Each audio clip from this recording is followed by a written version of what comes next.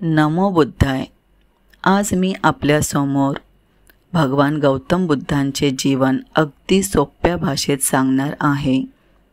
गौतम बुद्ध यांचा जन्म इसवी पूर्व 563 साली लुंबिनी, नेपाळ येथे झाला.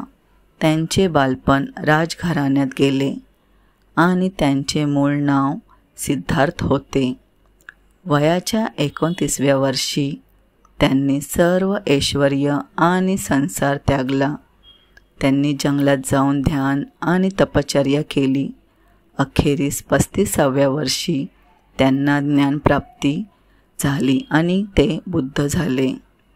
यानंतर त्यांनी 45 वर्ष लोकांना दुःखातून मुक्त होण्याचा अष्टांगिक मार्ग, मध्यम मार्ग, अहिंसा आणि करुणा शिकवली.